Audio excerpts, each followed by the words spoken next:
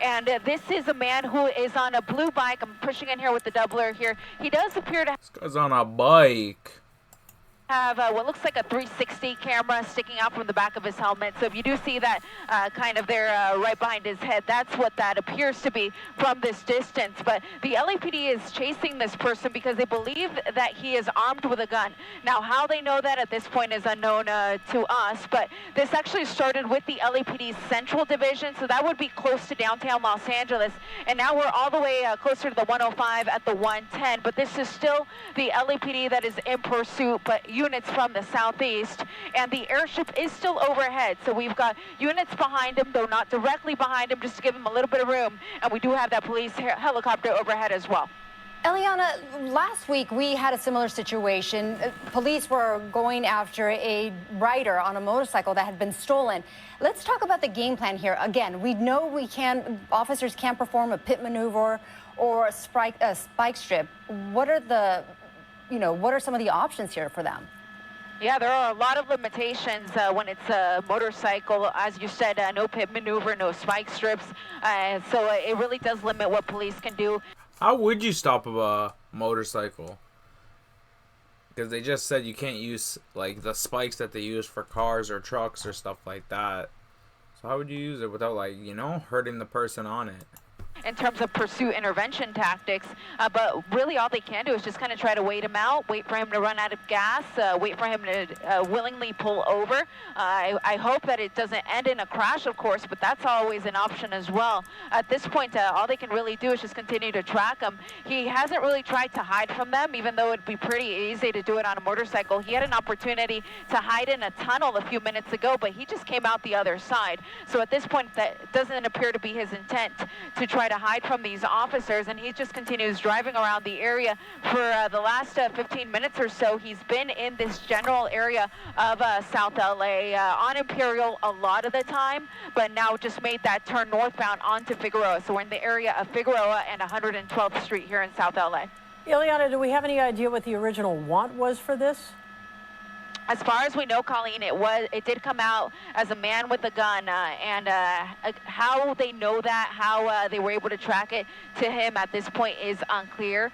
But it started with the LAPD Central Division officers, so that's in the downtown LA area, and then he made his way into Inglewood. So this has been going on for quite a bit. Made his way into Inglewood, never was on the freeway. He stayed on surface streets, and then eventually police actually lost him. He got into LAX's airspace, so they weren't able to continue to track him with the helicopter. They had no units on him at the time, so they lost him, but then units were able to re-engage once he came to this Willowbrook area of South LA, and that's where the pursuit picked up yet again. But at this point, again, still tracking, so airship only.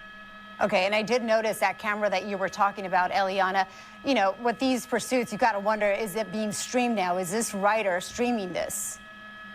It's quite possible. We've had that happen before. We had another motorcycle chase a couple months ago in this same general area where the two riders who were on two individual bikes were streaming during the pursuit, and they got their friends to join up in the chase. And at the end of it all, there were about 20 motorcycles and ATVs that were a part of that chase. So it is a possibility that this rider may be doing that, and he just hung a U-turn there at the 76 gas station. And the shot is getting further, as you can obviously tell, because he is heading into LAX's airspace. So we're limited in what we can do. We can't be right overhead, but from a distance here from the 105 freeway, we continue to watch him as he continues northbound on Figueroa, which is the street that parallels the 110 freeway. Almost got clipped by that car. Because I was wondering, most of these guys, like we've, witnessed on this channel, they usually go into like a parking garage or something like that, ditch whatever they're trying to, hide from, and then go on without their day like it's a regular day. But this guy seems like he's going to the airport because, police lost him. The only thing that's, got eyes on him is like a helicopter of some sort or like a drone.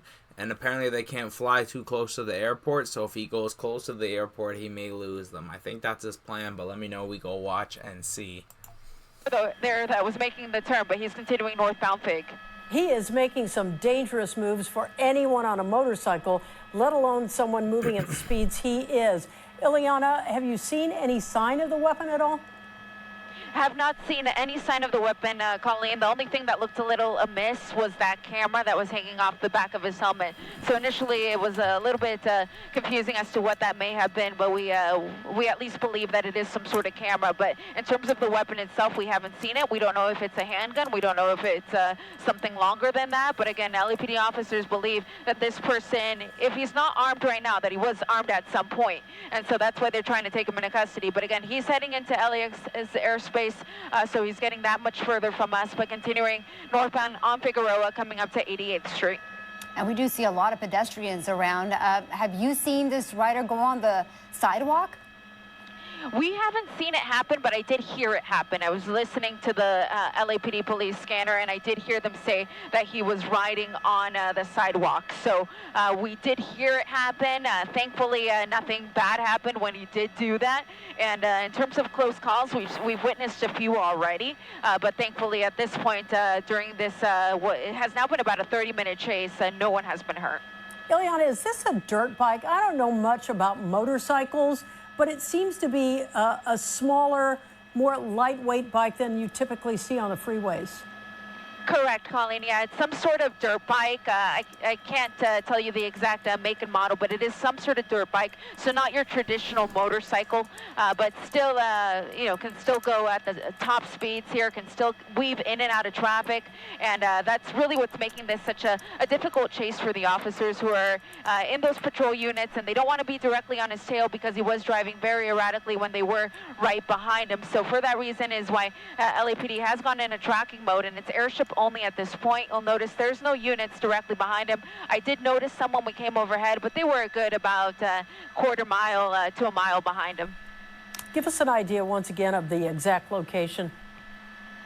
So he is off of Fig and 75th Street. And again, it's obviously not a very ideal situation for us because we can't be right over it. But he's coming up to, and there you go. So we got to the point where the lens can't reach any further here on this one. So he's still continuing northbound on Figueroa. They lost him. They lost him. They have no eyes on him. Yo, this guy's long gone.